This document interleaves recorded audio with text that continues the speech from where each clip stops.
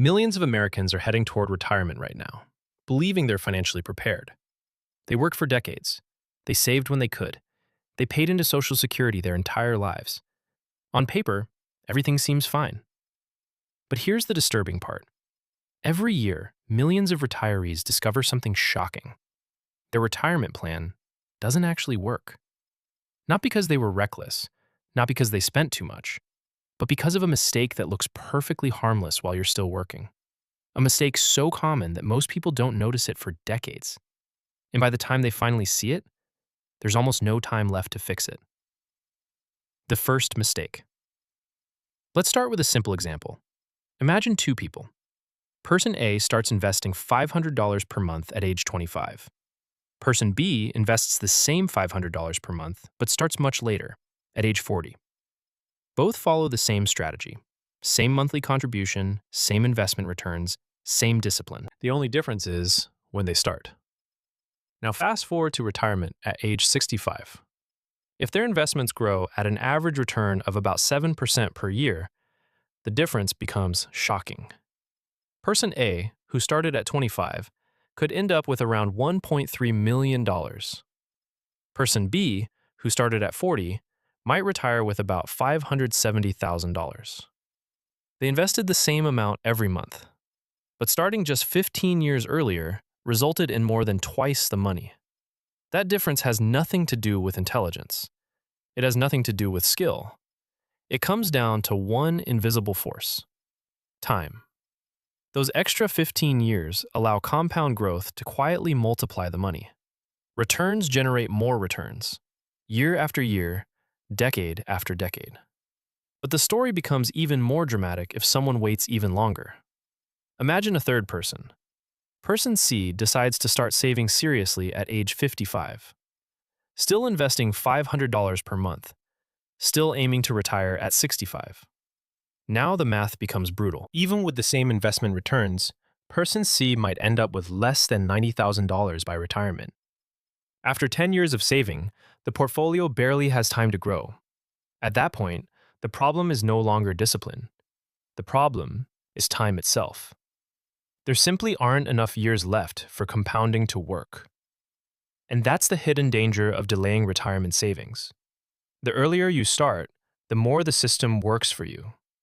The later you start, the harder the math becomes. But here's the paradox. Most people already know this. They understand that starting early is better.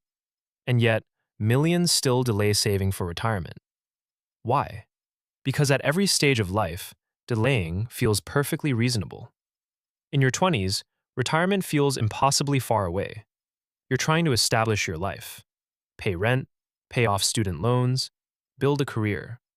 Saving for something 40 years away doesn't feel urgent. So you tell yourself something logical. I'll start when I'm making more money.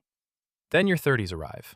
Your income might be higher, but so are your responsibilities. Maybe you buy a house. Maybe you have children. Your budget fills with new expenses: mortgage payments, childcare, insurance, groceries. Retirement saving becomes something you'll start after things settle down. But life rarely settles down. Then your 40s arrive. This is when retirement finally begins to feel real. You start noticing conversations about 401ks. You see headlines about rising healthcare costs. You begin to realize that retirement isn't decades away anymore. And that's when many people finally start saving seriously. But by then, a large part of the compounding timeline has already passed. Which brings us to the first and most common retirement mistake. It isn't spending too much money. It isn't making bad investments. It's something far simpler: starting too late. Because in retirement planning, the most powerful asset isn't money, it's time. And unfortunately, time is the one thing you can never get back. The second mistake. Imagine two retirees. Both worked for about 40 years. Both paid into Social Security their entire careers. Every paycheck, a small deduction. Year after year, decade after decade. By the time they retire, both believe the same thing: that the system they've been contributing to their entire lives will now help take care of them. And at first, it seems like it does. Every month, a payment arrives. Reliable, predictable. Just like a paycheck used to. So they begin planning their retirement life around it: housing, food, utilities, healthcare, basic living expenses. Now imagine something interesting. One of them has additional savings, an investment account, maybe a retirement fund built slowly over the years. The other relies mostly on Social Security. At first, their lifestyles look similar. Both pay their bills. Both adjust to retired life. But over time, something starts to change. Small costs begin creeping upward. Groceries cost a little more. Insurance rises slightly. Property taxes increase. Healthcare becomes more expensive. Nothing dramatic, just small increases, but they happen every year. And slowly, the gap between the two retirees begins to widen. The one with additional savings adjusts easily. The extra income absorbs the rising costs. But the one relying mostly on Social Security starts making adjustments, cutting spending, delaying certain purchases, becoming more careful with everyday expenses. Now imagine the same situation, but more extreme. Instead of retiring at 65, someone retires at 70, after working even longer, after contributing to Social Security for almost 50 years. The expectation feels even stronger. Surely the system will now provide enough. But when the payments arrive, something surprising happens. The numbers still don't fully replace the income they used to earn.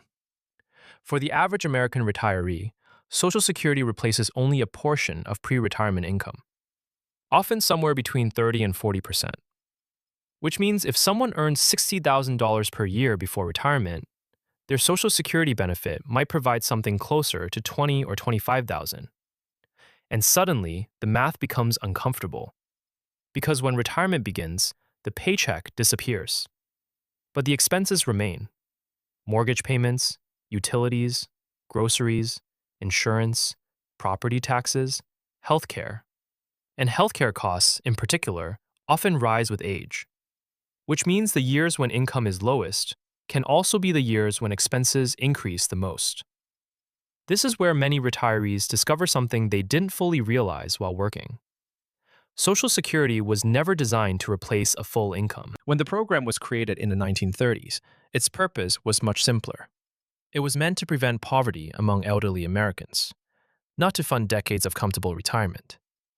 But over time, many people began to treat it as something more.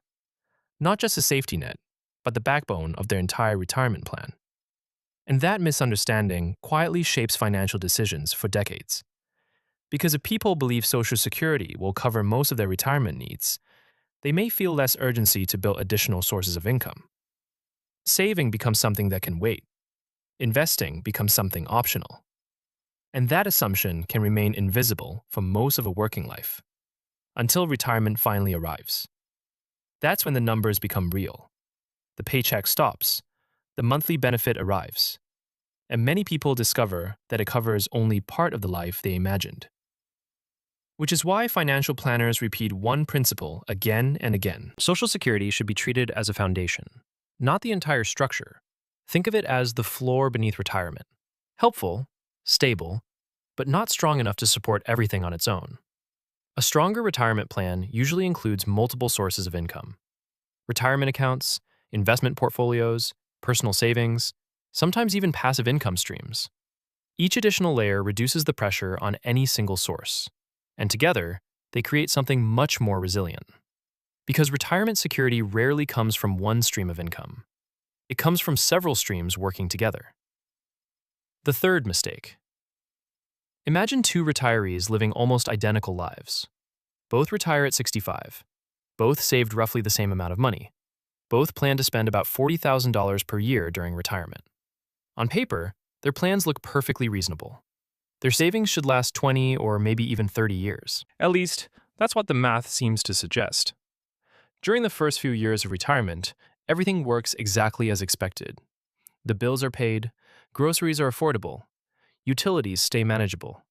Life moves at a comfortable pace. But something subtle begins happening in the background. Prices begin creeping upward. Not dramatically, just a little more for groceries, a little more for gas, a little more for insurance. a small increase in property taxes. Individually, these changes don't seem alarming. They're easy to ignore. But they never stop. Year after year, the cost of living quietly moves higher. Now imagine those same retirees 15 years later. Their lifestyle hasn't changed much. They still live in the same home. They buy similar groceries. They maintain roughly the same routines. But the cost of maintaining that lifestyle is no longer $40,000. It's closer to $60,000, maybe even $70,000. And that's when the numbers begin to feel different.